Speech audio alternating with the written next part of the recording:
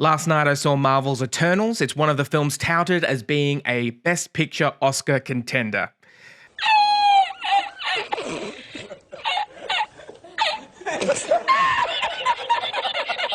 The Eternals is the latest movie from Marvel, the latest entry into the MCU. It follows the Eternals, this group of 10 demigod immortal superheroes who appear on Earth at the dawn of humankind in order to protect the world from deviants, these gross monster creatures. We pick up the story in modern day and find that the Eternals have parted ways and been living in different parts of the world ever since they rid the Earth of deviants. But now there is a new threat, and they all must come together to save the Earth from a catastrophic event. I didn't hate this film. I think it was juggling tonal and genre elements in a sort of awkward way. It just wasn't a different enough take on the MCU formula than I was expecting. I was expecting something really different here. What we got were the same superhero tropes and worn out cliches. They could have done something really unique here, but they kind of chickened out. All right, let's get this out of the way first. Most diverse superhero film. First gay relationship depicted in a Marvel film. First sex scene in a Marvel film. Okay, why do they have sex if they can't reproduce though? Yeah, so if you're a Marvel fanatic, you've already seen this film. If you're wondering if you should see this film because you're kind of invested in the Marvel overarching storyline, I would say this is not essential at all. They do mention events from the MCU. They mention Thanos, they mention the Snap. 5 years ago, Thanos erased half of the population of the universe. But the people of this planet brought everyone back with a snap of a finger. It does relate to the surface level plot. It'll potentially have some sort of impact going forward, but nothing that you won't be able to catch up on with a single sentence of dialogue in a future film. So I'm trying out a new rating scale for films. So let me know if you think it's good. So on the right-hand side, we have Catch It in the cinema. Then we go to Catch It on streaming. Then we have Catch It on Pirate Bay. I'm not advocating that kind of behavior. I just hear that that's what kids are doing nowadays. And we have Catch It on in-flight entertainment. And then the bottom rung is Don't Catch It. Why not instead make a start on that screenplay you've always been talking about? Let me know your thoughts on the scale. I think I might just use this going forward. I think it's pretty funny. So for my quick review, I'm giving Marvel's Eternals Catch It on in-flight entertainment.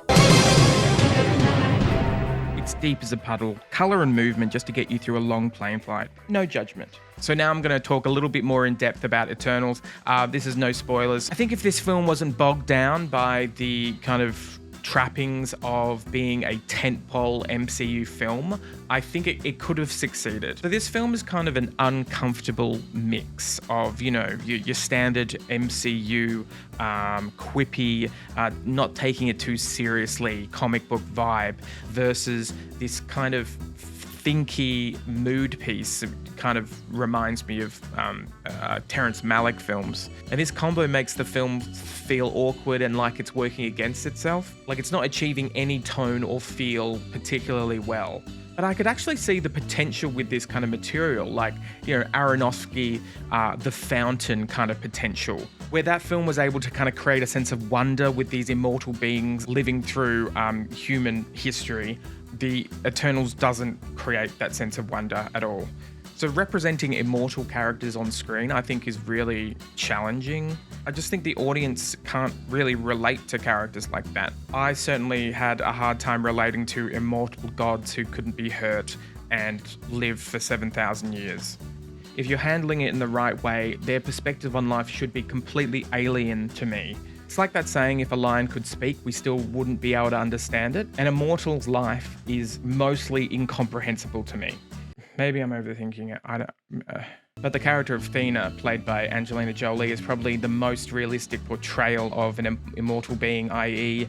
she's gone insane. So the comedy in MCU films are usually standout moments, in Iron Man, in the Avengers, in Guardian of the Galaxy films. It doesn't quite work here. So now that Captain Rogers and Iron Man are both gone, who do you think's gonna lead the Avengers? I could lead them.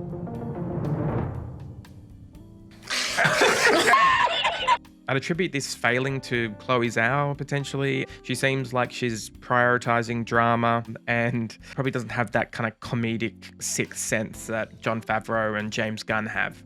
Kamal Nanjiani really needed to be that standout comic performance here, but he just didn't deliver. It correlates with my long-standing theory that when a comedian loses weight, they get way less funny. But his on-screen manager, Harish Patel, really did steal the show with this kind of oddball performance, just like a really unique kind of presence. The other actors do adequate work here, but all the performances are kind of hampered by just the bland material they have to work with. The one character and performer that I really was drawn to was Druig, played by Barry Kagan. He just has a very special brand of creepiness, which he did so well in The Killing of a Sacred Deer. With this movie, they were trying something different from, the classic Marvel MCU formula. I think they should have just gone further with it. The thing is, they chose Chloe Zhao to direct and a pretty obscure, comic book series. They should have just gone whole hog. They should have just let Chloe take the film and do what they wanted with it. They should have slashed the budget. They should have given it a smaller budget, an indie budget, without all the superhero trimmings. All the conventional Marvel superhero tropes kind of fell over. So the action is consequence-free, mind-numbing spectacle. It's dull and stakes-free. Here's my opinion, okay? I think what makes an action scene exciting is the potential for a character we like getting hurt or dying. That's what's at stake. If there are no stakes, i.e. if an immortal god is fighting a disposable CGI beast, that's not exciting. And this is a movie. Every fight should cost something. We're not in a sandpit smashing action figures together. And yes, there are too many characters in this. 10. Why 10? You could have done it in 6. You could have done this with 6 characters. It wouldn't be as diverse. Marvel,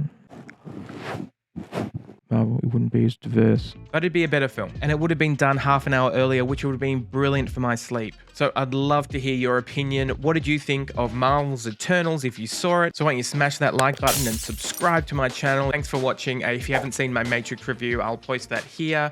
It's an in-depth review of The Matrix that isn't at all insultingly simplistic. Cheers, guys. I'll see you next time.